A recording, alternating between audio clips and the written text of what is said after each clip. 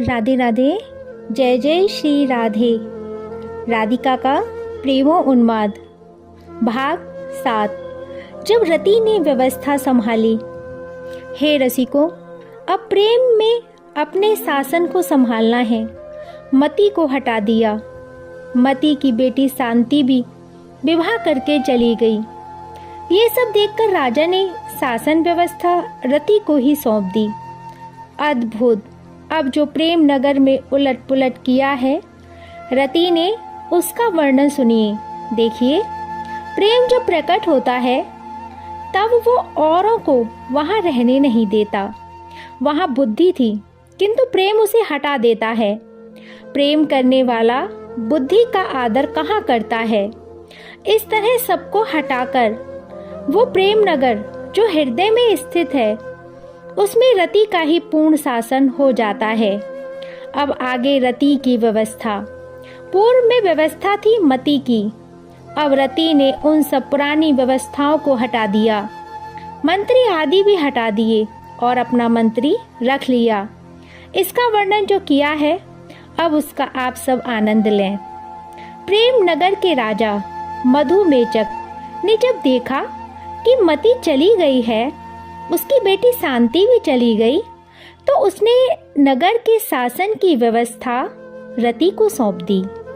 रति ने मति की पूर्व व्यवस्थाओं को उलटकर अपने अनुकूल कर लिया। सबसे पहले राजा के हित में भरत नाम के व्यक्ति को मंत्री पद पर रति ने नियुक्त किया। सावधान, प्रेम नगर पढ़ते हुए मन में अगर विपरीत वृत्ति आवे तो मत पढ़िएगा, वहीं रोक देना।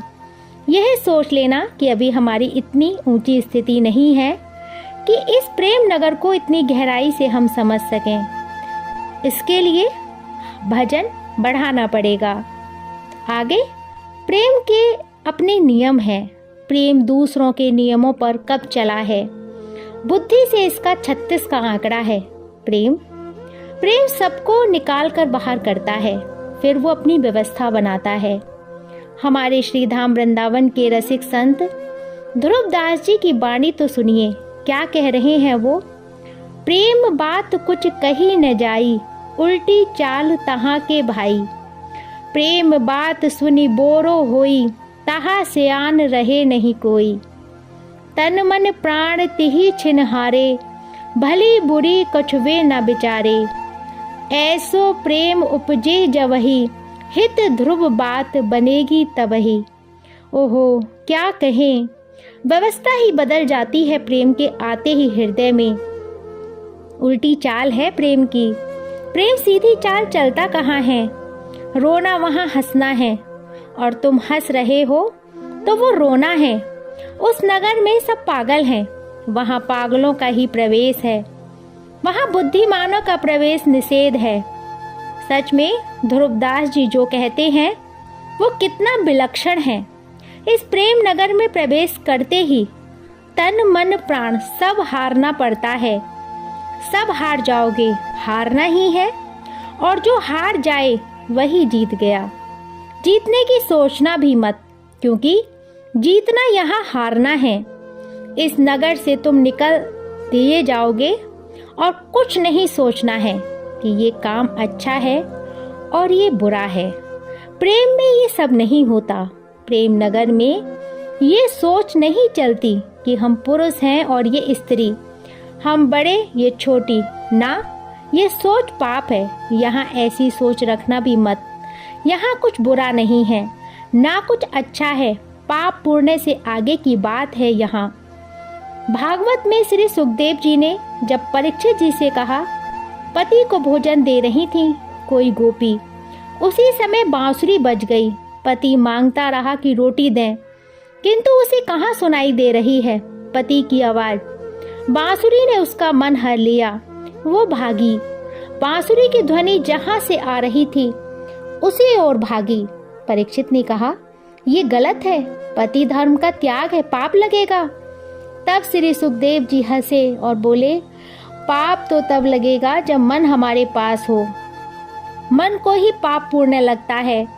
मन के कारण ही अच्छा बुरा है, स्वर्ग नरक है, किंतु हे परीक्षित, इन गोपियों का तो मन ही इनके पास नहीं है, फिर किसे लगेगा पाप, कौन जाएगा नरक में।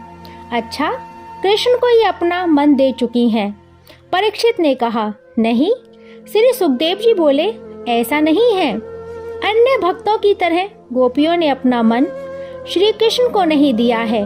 तो श्री सुखदेव जी बोले, इनका मन ही कृष्ण बन चुका है, इनके मन ने ही कृष्णाकार वृत्ति ले ली है। अब बताओ पाप किसे लगेगा। एक बात समझना है इस प्रसंग में कि रति ने प्रेम नगर की शासन व्यवस्था जब अपने हाथ में ली, तभी उसने सब कुछ बदल दिया। कुछ तो मति की व्यवस्था सही होगी, सब कुछ बदला। हाँ, सब कुछ बदला। क्यों? इसका उत्तर है ईर्ष्या के कारण। मति के प्रति रति की ईर्ष्या है। एक बात समझने की है, प्रेम नगर में ईर्ष्या भी है, प्यार में जलन भी मधुर है। अगर ईर्ष्या नहीं होगी तो कैसा प्रेम। मेरे प्रियतम मुझे ही देखें, मेरे ही बनकर रहें, ये प्रेम में होता ही है। अगर ये नहीं है तो फिर वहाँ प्रेम नहीं है। जलन, ईर्ष्या, असूया भाव ये आवश्यक है इस नगरी में। है ना अद्भुत बात। सावधान, ये प्रेम नगरी है। जितने बाहरी दोष हैं वो यहाँ आकर गुण बन जाते हैं। यही तो इस प्रेम की विशेषता है। श्री राधा रानी भी भागवत में जब भ्रमर गीत का गान करती हैं, तब असूया भाव से भरकर भ्रमर को पहले श्लोक में ही कहती हैं, मधुव कितव बंदो, हे भ्रमर तू जा, तू कपटी है, क्योंकि तेरा यार भी तो कपटी है। तू ये मुंह में क्या लगाकर आया है। अच्छा, हम समझ गई। हमारी सौत के कुच में लगे कुमकुम को लगाकर हमें चिढ़ाने आया है। हट। तो दूसरी सखी कहती है, ये क्या सौत के कुच में ही बैठा था। तब श्री राधा रानी कहती हैं, नहीं, ये नहीं बैठा, वो श्याम सुंदर ने सौत को आलिंगन किया। उस समय माला धारण किए हुए थे। कुच का कुमकुम श्याम सुंदर की माला में लग गया। उस माला में ये भ्रमर बैठा और हम चढ़ाने के लिए, सौत का कुमकुम दिखाने के लिए सीधे यहाँ आ गया। हम सब जानती हैं ये श्री राधा रानी कह रही हैं। ये क्या है आप कहोगे, ईर्ष्या गलत है, किंतु भैया ये प्रेम नगरी है, यहाँ कुछ गलत और सही नहीं है। यहाँ शासन प्रेम का चलता है बस। अब आगे बताया गया है कि नगर के शासन में मंत्री मुख्य होता है, इसलिए पहले के मंत्री को रति ने निकाल दिया और अब अपना नियुक्त किया। मंत्री का नाम है भरत। भरत नाम का मंत्री मुख्य होता है। राजा के बाद दूसरा राजा मंत्री ही होता है, इसलिए रति ने चुनकर मंत्री रखा है। भाव में जो रथ है, भाव में जो निरंतर रथ है, उसका नाम भरत है। प्रेम नगरी में मंत्री वही रह सकता है जो स्वयं भाव में रहे, भावुक हो। भावुक व्यक्ति ही तो प्रेम नगर को चला सकता है। इसलिए रति ने भरत नामक इस भावुक व्यक्ति को मंत्री पद पर रखा। भरत का भाव गंभीर है, उछलता हुआ भाव नहीं है। जो भाव क्षण में उछले और फिर शांत हो जाए, वो भाव स्थायी नहीं होता। भरत नाम रखकर हमें ये बताया जा रहा है कि गंभीर भाव इसके अंदर है। डूबा प्रेम सिंधु का कोई हमने नहीं उछलते देखा। भरत गंभीर भाव के स्वरूप हैं। कल इससे आगे का प्रसंग। जय जय श्री राधे श्याम।